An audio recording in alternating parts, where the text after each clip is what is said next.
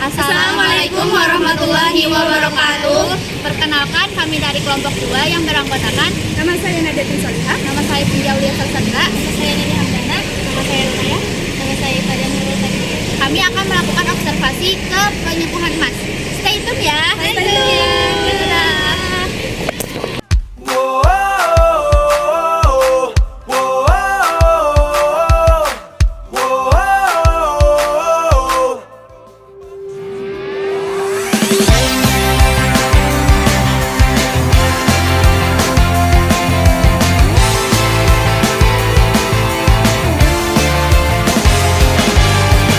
새로운 시작이야. 저 숨을 내쉬고 매일 밤 내가 꿈꿔왔던 이 순간.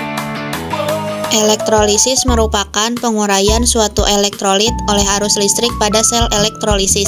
Reaksi kimia akan terjadi jika arus listrik dialirkan melalui larutan elektrolit, yaitu energi listrik diubah menjadi energi kimia. Penyepuhan logam sering dikenal dengan istilah electroplating.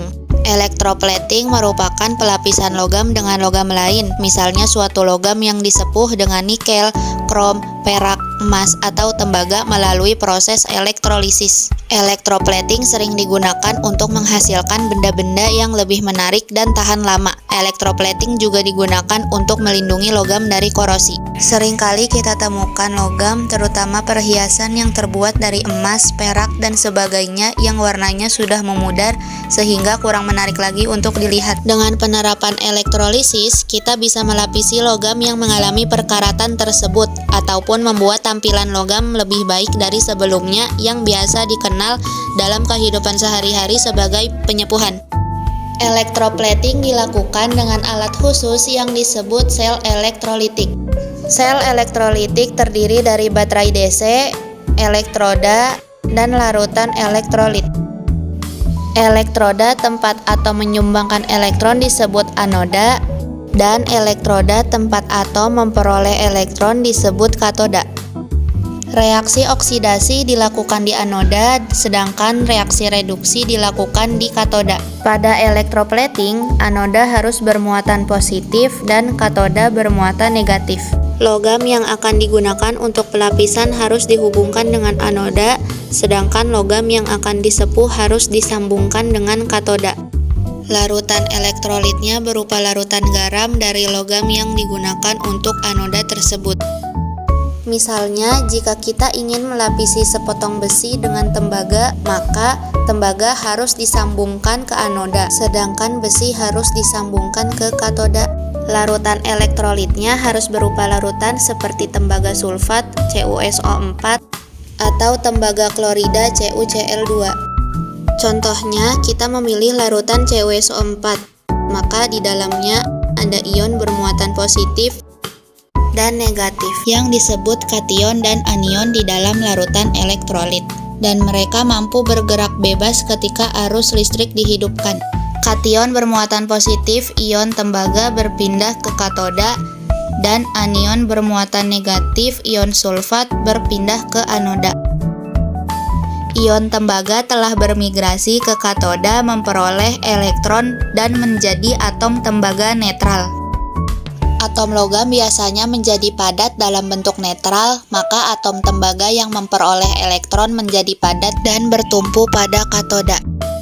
Sedangkan di anoda, atom tembaga kehilangan elektron karena arus listrik. Oleh karena itu, atom-atom tersebut berpindah ke katoda dan menjadi padat. Proses ini berlanjut selama adanya arus listrik, sehingga tembaga atom membuat lapisan tipis pada katoda. Akibatnya, massa anoda berkurang dan katoda dilapisi oleh tembaga. Emas adalah sebuah unsur kimia dengan lambang Au yang berasal dari bahasa Latin aurum yang berarti emas dan memiliki nomor atom 79. Ia adalah sebuah logam yang cerah, memiliki warna agak orange kuning, padat, lunak, dapat ditempa, dan ulet dalam bentuk murni. Secara kimiawi, emas adalah sebuah logam transisi dan mempunyai anggota golongan 11 atau 1B dan memiliki periode 6. Konfigurasi elektronnya yaitu konfigurasi elektron xenon 4F14, 5D10, 6S1. Jumlah elektron di setiap kulitnya yaitu di kulit K terdapat 2 elektron, di kulit L terdapat 8 elektron, di kulit M terdapat 18 elektron, di kulit N terdapat 32 elektron, di kulit O terdapat 18 elektron, dan di kulit P terdapat 1 elektron. Ia adalah salah satu unsur kimia yang paling tidak reaktif dan berwujud padat dalam kondisi standar. Kami mewawancarai Bapak Ilham Maulana Aji yang merupakan seorang penyepuh emas di Jalan Karanggetas, Pekalangan, Kabupaten Cirebon. Beliau buka setiap hari Senin sampai Sabtu dari jam 9 pagi sampai jam setengah 5 sore. Harga untuk penyepuhan cincin sekitar 20-25 ribu dan untuk penyepuhan kalung sekitar 35-40 ribu. Alat dan bahan yang digunakan dalam penyepuhan emas yaitu air perak, air tembaga, air emas murni, baterai, kabel, air pembersih dan sikat, buah lerak, sangling stainless, wadah untuk proses pengeringan, dan gembosan patri. Prosedur kerja yang dilakukan dalam penyepuhan emas yaitu masukkan cincin yang akan disepuh ke dalam air perak. Ini bertujuan agar cincin tersebut bersih.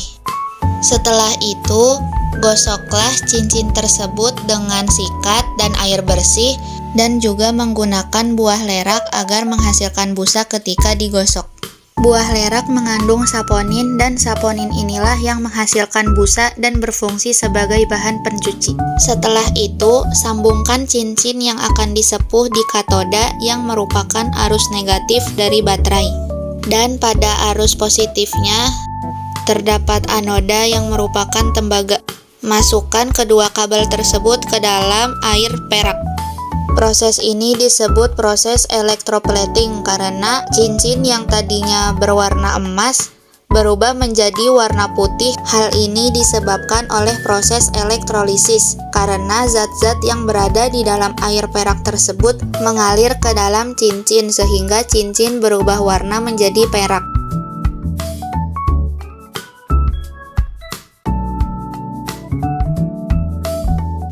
Setelah itu, bersihkan cincin di dalam air pembersih dengan menggunakan sikat dan juga buah lerak. Proses selanjutnya yaitu sama seperti yang sebelumnya, masukkan cincin ke dalam air tembaga agar mendapatkan warna rose gold.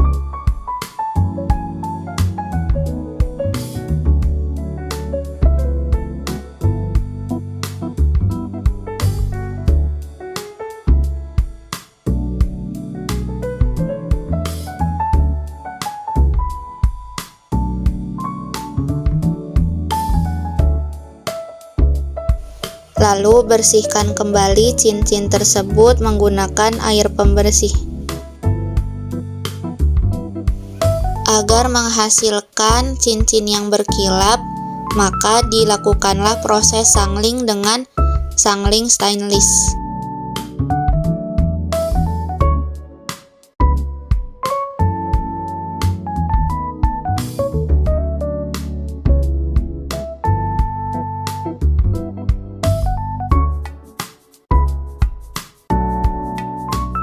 Proses selanjutnya yaitu masukkan cincin ke dalam air emas murni agar warnanya berubah menjadi rose gold yang lebih pekat.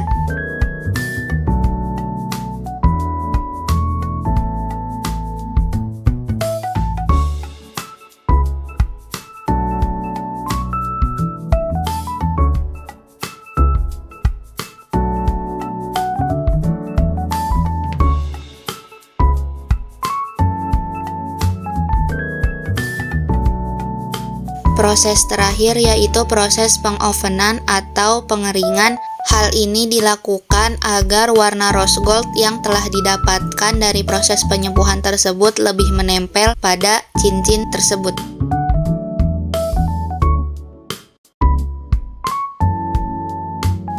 Dan ini dia hasilnya cincin yang telah disepuh.